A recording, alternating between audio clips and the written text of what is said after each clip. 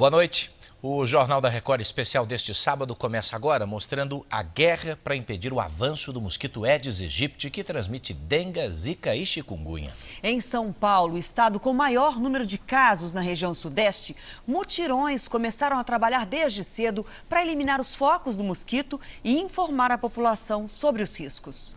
Mosquitos solitários passeando pela rua, só mesmo se for desses aí, fantasiados. Não é de hoje que um mutirão deles faz voar as estatísticas de uma epidemia ameaçadora. A minha irmã pegou dengue, que mora aqui nessa rua aqui em cima. Só no estado de São Paulo, no ano passado, foram registrados quase 650 mil casos da doença, que na capital mataram 25. E o ano começou ainda pior, com mais de 900 casos suspeitos só na cidade. Qual que é o grande desafio hoje do comitê da dengue? Conscientizar as pessoas. Em várias regiões de São Paulo, grandes mutirões como esse tomaram conta das ruas. O combate ao mosquito Aedes aegypti também aconteceu em cidades do interior do estado, como Bauru e Sorocaba. Nesse bairro da zona sul da capital, uma das áreas mais afetadas, as equipes tinham um desafio daqueles. Com a introdução de 2 novos vírus, que é o chikungunya e o zika, a gente tem que ficar em maior alerta, a população ela tem que estar mais colaborativa. Hoje foi dia não só de rua cheia, mas de caçamba lotada também. Dessa vez no mutirão, não só os moradores fizeram a remoção do entulho, olha, como esse daqui. Os moradores também foram solicitados para ajudar nesse mutirão. Só caminhões serão 8. Que já também começam a ficar lotados. O combate ao mosquito que não aceita deslizes. Aqui tem que fazer uns furos aqui nesses pratinhos aqui embaixo, aqui, né? Colocar areia aqui ao redor deles. Os agentes aplicam larvicidas. Todo cuidado é pouco para que a saúde não vá pelo ralo.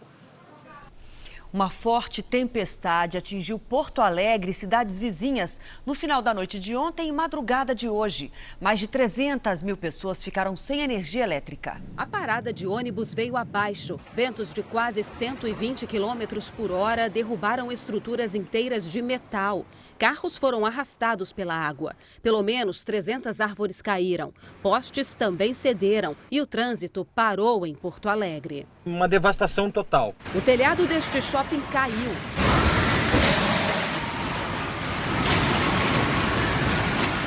E nada sobrou da porta de vidro que dá acesso às lojas. Neste hospital, a água invadiu alas inteiras. Neste outro, pacientes foram retirados às pressas. Eles estão todos no corredor, parece um pronto-socorro. Tu não caminha. Logo que amanheceu, foi possível ter a dimensão dos estragos. É difícil encontrar uma única rua onde não haja postes ou árvores derrubados. A cobertura deste posto de combustíveis desabou. As bombas foram atingidas e, por sorte, ninguém se feriu. Uma embarcação que transporta turistas sobre o Lago Guaíba virou. Esta escola infantil está interditada. 150 alunos correm o risco de ficar sem aulas. E nós vamos trabalhar todo final de semana para recuperar e dar condições das crianças voltarem. Equipes trabalham para restabelecer serviços básicos. 300 mil pessoas ficaram sem luz em Porto Alegre. A retomada da energia é fundamental, porque veja o seguinte, sem energia não há água. E isso é um problema muito sério. Cenário de destruição aí, nunca tinha visto isso. E ainda no sul do país, a madrugada foi violenta em Londrina, no Paraná.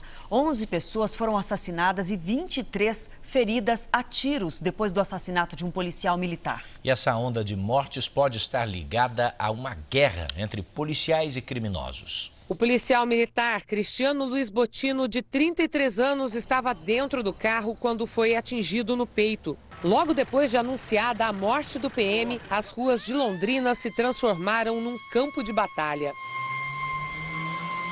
Às 9h30 da noite, 4 pessoas foram assassinadas numa festa na zona norte da cidade. Por volta da meia-noite, na zona sul, 3 rapazes que conversavam na calçada foram baleados. Poucos minutos depois, outro homicídio na zona norte. Na zona leste, uma mulher foi morta e 3 homens feridos dentro de um bar. No final da madrugada, havia 11 mortos e mais de 20 feridos pela cidade. Testemunhas disseram que, em todos os casos, os autores dos disparos estavam em carros ou motos de cor escura e encapuzados. São disparos a curta distância em regiões vitais sem deixar nenhuma chance de sobrevivência. A quantidade de mortos e feridos e a forma semelhante dos atentados indicam que pode ter sido uma ação coordenada. A guerra nas ruas de Londrina começou no início da semana, depois que um outro policial militar foi baleado. As câmeras de segurança registraram o momento em que 2 rapazes atiram no PM. Nos dias seguintes, 7 pessoas foram assassinadas. O comando da Polícia Militar do Paraná vai investigar se as mortes têm ligação com os ataques à corporação. Se nós identificarmos que há participação de militares em ações não pautadas pela lei para vingar a morte de quem quer que seja, efetivamente os mecanismos de saneamento e expurgo serão adotados no âmbito da Polícia Militar do Estado do Paraná. O governo do Rio de Janeiro sofreu uma nova derrota e teve dinheiro bloqueado para pagar salários atrasados do judiciário. O estado contestou e quer recorrer da decisão.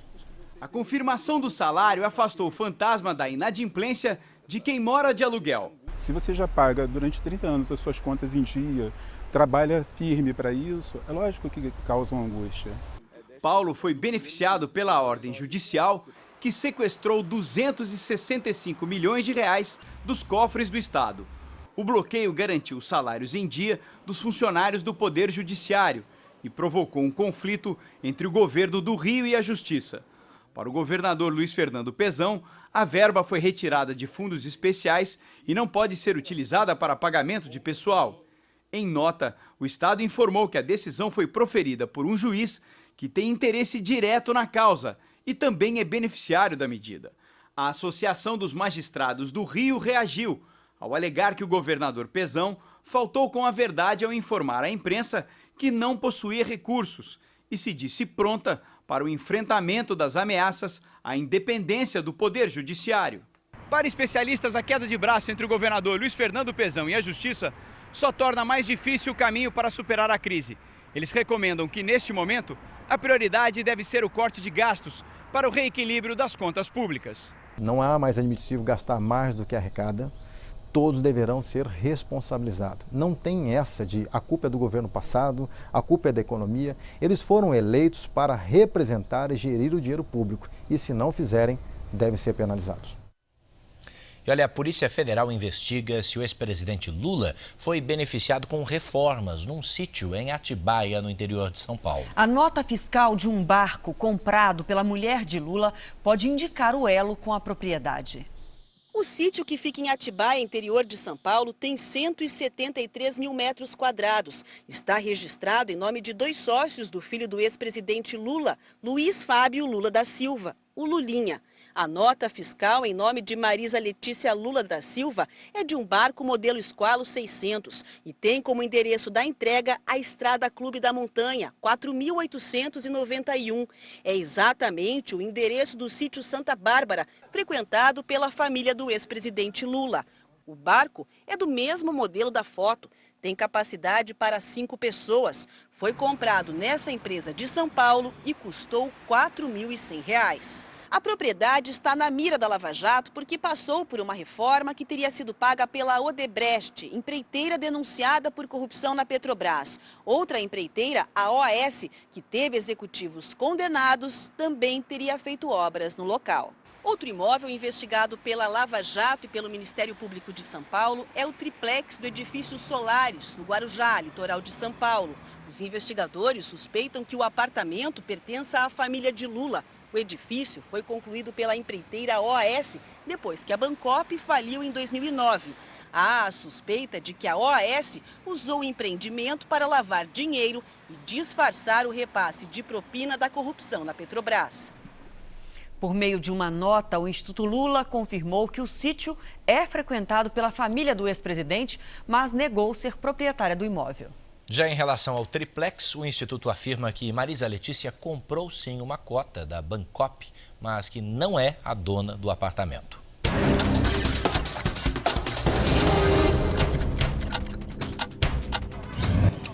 O presidente do Sindicato dos Motoristas nas Empresas de Táxi no estado de São Paulo vai ser intimado a depor do inquérito sobre a agressão a um motorista do Uber na capital. Ele aparece num vídeo criticando o prefeito Fernando Haddad e ameaçando os motoristas do aplicativo. Há poucos dias do carnaval, um operário de 22 anos caiu de cerca de 4 metros quando montava um camarote em Salvador. Ele estava em cima de uma escada, teve cortes no rosto e foi encaminhado para o hospital. Um assalto a um motociclista terminou em tiroteio no túnel Rebouças, zona sul do Rio de Janeiro. Um economista, mesmo sem reagir, foi baleado nos braços pelos criminosos, que conseguiram fugir. Estas imagens mostram outros motoristas tentando fugir do confronto na contramão. A vítima foi medicada e liberada. A lista dos alimentos que ajudam a cuidar do coração e os cuidados para não virar alvo dos criminosos neste verão são os destaques do próximo Domingo Espetacular. Olá, tudo bem? Uma reportagem especial sobre os crimes de verão. Olha só, celular, carteira. Entenda por que o número de assaltos aumenta durante essa época do ano. Flagrantes dos criminosos em ação. As dicas para se prevenir. Passei aqui, peguei, ninguém percebeu. O depoimento impressionante de quem ganha a vida roubando turistas. Mas não tá de brincadeira, nós leva tudão, é tudo nosso. Mitos e verdades dos alimentos que fazem bem ao coração. Quais são eles, hein? E como eles agem no organismo. É sempre bom nós termos saúde em primeiro lugar. Você vai conhecer as gorduras do bem. E o prato que é o verdadeiro amigo do peito. A história da preguiça que resolveu atravessar a estrada e provocou a maior confusão. Conheça o fim dessa história. E afinal, o bicho preguiça é preguiçoso mesmo?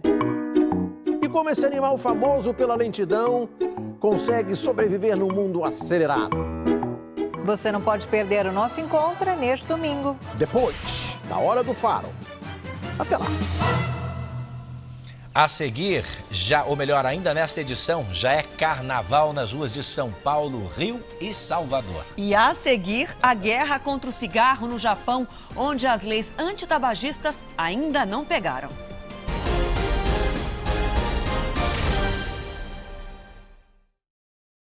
O último pedido de Dercy Gonçalves 48 horas antes de morrer. Ela sabia que ela era impulsiva. Histórias nunca contadas na TV. A minissérie não retratou de forma real a vida dela? Teve uma vontade da Dercy que não foi cumprida na minissérie. Exclusiva.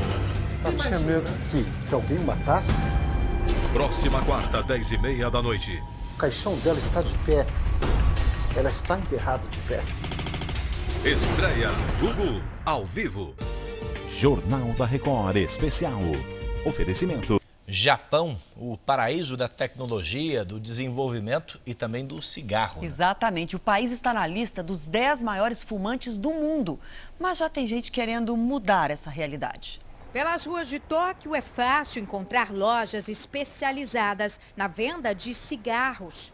Áreas reservadas para os fumantes também estão por todo lugar. Até existem placas proibindo o fumo em muitos locais, só que nem sempre respeitadas. O país é o 7º do mundo em número de fumantes, com quase 19 milhões. No Brasil, são 12 milhões de usuários. O que chama a atenção é o fato de um país desenvolvido como o Japão não ter leis antitabagistas rigorosas. O senhor Watanabe fumou 3 maços de cigarro por dia durante 20 anos. Hoje, ele é um ativista na luta contra o cigarro. Para ele, o problema é que o governo japonês é o maior acionista da única indústria de tabaco do país. Um negócio lucrativo. Fumar em ambientes fechados ainda é permitido por aqui. Em muitos bares e restaurantes como este, não existe nenhum espaço separado para os fumantes. Em pouco tempo, o local é tomado pela fumaça tóxica. Somos todos fumantes passivos. Temo pela saúde de meus filhos pequenos, diz essa dona de casa. A pressão internacional por causa dos Jogos Olímpicos de 2020 em Tóquio pode mudar essa realidade. Já existe um projeto de lei para proibir o fumo em locais públicos, como escolas e hospitais. A notícia traz alívio para este senhor que fuma há 50 anos. Sou a favor de leis mais severas para que as novas gerações não cometam o mesmo erro que eu. E você vai ver a seguir, mais imigrantes morrem na costa da Turquia. 5 eram crianças. E ainda nesta edição, Fabiana Müller vence o Campeonato Paulista de Salto com Vara.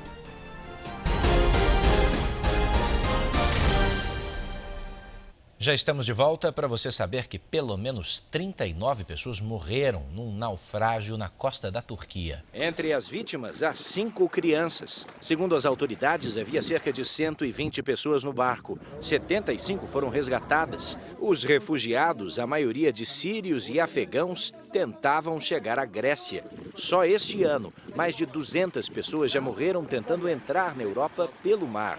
A Guarda Costeira italiana divulgou um vídeo do resgate de imigrantes presos a rochas numa ilha grega.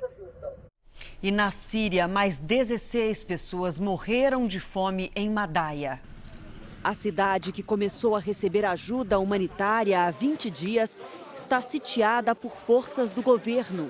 Já são 46 mortes por desnutrição em apenas 2 meses. Em Homs, jatos da Rússia bombardearam hoje a região. Os ataques de Moscou já mataram ao todo mais de 1.400 civis no país. Enquanto isso, na Suíça, a ONU tenta um acordo de paz entre Bashar al-Assad e rebeldes da oposição. A guerra civil na Síria já dura 5 anos. As estradas brasileiras guardam histórias desconhecidas e também lindas paisagens. Na nova série do Jornal da Record, nossos repórteres vão percorrer alguns dos mais belos roteiros do nosso país. Um passeio diferente por estradas centenárias. Trajetos por onde escoaram riquezas do Brasil colonial. Que hoje guardam patrimônios da nossa cultura. Já vem embutida a goiabada? Já vem embutida a goiabada.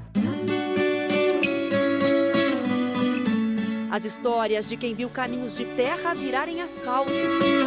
Só que não tinha carro. Não, nem existia. Viu o avião lá, eu ficava com medo pensando.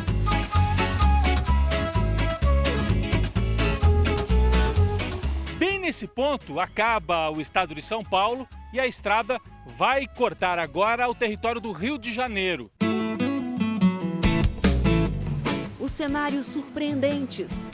Mais de 150 pessoas lotam o lugar. As curvas que atraem turistas e exigem atenção. Tem que descer com muita calma e com muito cuidado, principalmente nas curvas. Belezas no Caminho, a nova série do Jornal da Record. Vamos embarcar nesse passeio então.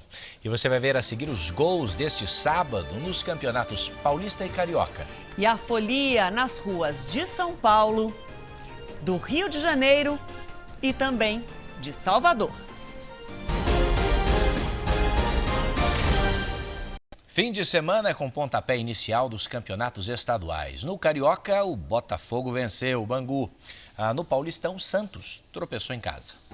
Na Vila Belmiro, o São Bernardo saiu na frente com um gol de Luciano Castan. No segundo tempo, o empate do Santos. Lucas Lima cruzou e Gabriel de cabeça fez 1-1, resultado final. Em São Januário, o Botafogo só precisou do primeiro tempo para vencer o Bangu por 2-0. O argentino Gervásio Nunes dominou na área e bateu no canto. Renan Fonseca, de cabeça, aumentou e definiu o jogo para o Botafogo.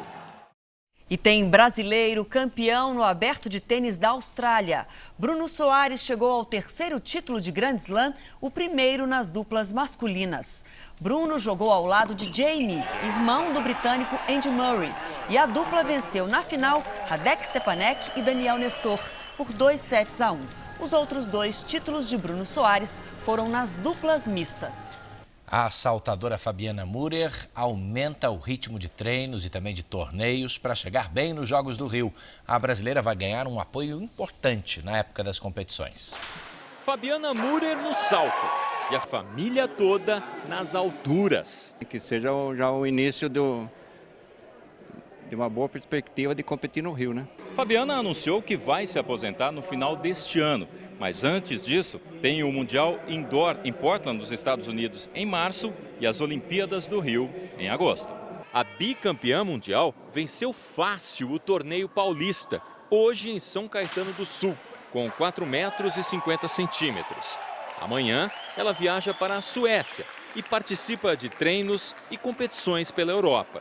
O objetivo é ganhar ritmo, superar a marca dos 4,85 metros e brigar por medalhas no Rio. Eu vejo o que foi bom, o que não foi nos treinos, o que eu posso melhorar no meu salto. Então é uma temporada de avaliação para a Olimpíada. Incentivo é o que não vai faltar. A família inteira já alugou um apartamento para torcer na Olimpíada. Eu acho que só o fato da gente estar acompanhando uma Olimpíada dela em casa, acho que já vai ser super legal, assim, acho que vai valer. Record, emissora oficial dos Jogos Olímpicos Rio 2016.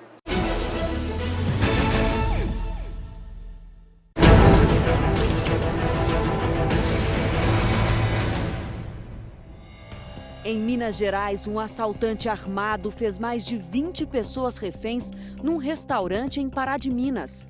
Uma jovem ficou sob a mira de uma arma por quase 3 horas. Depois de muita negociação, todos foram liberados e o criminoso foi preso.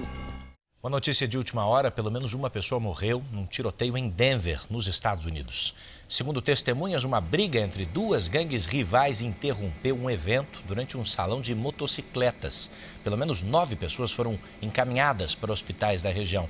Entre as vítimas, também há pessoas esfaqueadas. Vamos falar de festa agora. 132 blocos se espalham pelas ruas do Rio de Janeiro neste fim de semana. Parece informação errada, mas não é. 132. Olha, no carnaval antecipado, a crise política vira a fantasia dos foliões e nem o calor espanta tanta alegria. A sensação térmica neste sábado bateu os 45 graus. Imagina dentro da fantasia. É tudo pelo carnaval. E para aliviar o calor, que tá um sacolé de champanhe geladinho. É chique demais, só Rio de Janeiro. A atual situação política do país também serviu de inspiração para muitas fantasias. A empolgação só foi quebrada com um tiroteio na dispersão do desfile do Céu na Terra em Santa Teresa. O ajudante de pedreiro Ronaldo Braga dos Santos, de 25 anos, foi morto a tiros. Outras 3 pessoas foram atingidas por balas perdidas, mas estão fora de perigo. O bloco lotado, do nada a gente escutou um barulho.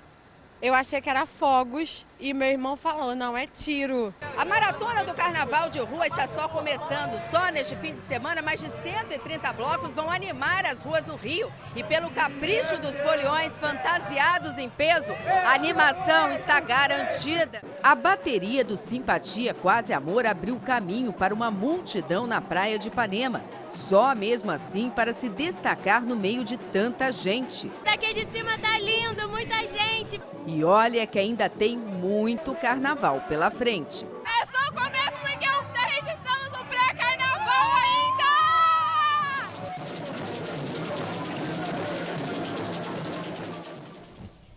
Bom, em São Paulo, o carnaval também já começou. Hoje, inclusive, muitas pessoas foram às ruas festejar. Teve até show de Alceu Valença. A cada ano, os seguidores dos blocos de rua crescem na cidade. No meio do bloco de carnaval, o casal dança forró, mas a música era rock and roll. Dá pra entender? É carnaval, vamos lá, pode tudo. Os blocos de carnaval se espalham pelas ruas de São Paulo e já reúnem milhares de foliões. Mas em vez de samba e marchinha, muitos optaram por outros estilos musicais para levantar a multidão. Mas teve forró também.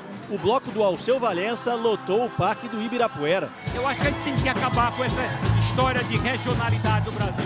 Vamos pensar no Brasil como um todo, nós somos donos de tudo.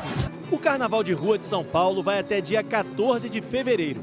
É o tempo para colocar a criatividade em prática. Amamos bloquinhos, eu amo bloco de carnaval. Se depender de animação e criatividade, o Carnaval de São Paulo ainda vai longe. Até semana que vem, o carnaval inteiro. A gente começa antes e vai.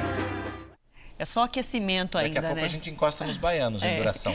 E olha, lá em Salvador, o carnaval começa também cada vez mais cedo e nem por isso a animação dos baianos é menor, ao contrário, né? A repórter Cristina Miranda acompanhou uma das festas pré-carnavalescas mais tradicionais da capital da Bahia.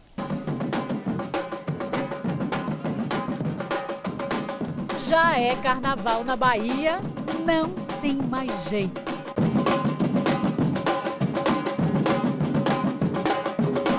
O nome da festa explica tudo, Fuzuê. A cada ano, o carnaval aqui em Salvador começa mais cedo. Dessa vez, serão 16 dias. 2 semanas inteirinhas de festa. E assim, desse jeito aqui.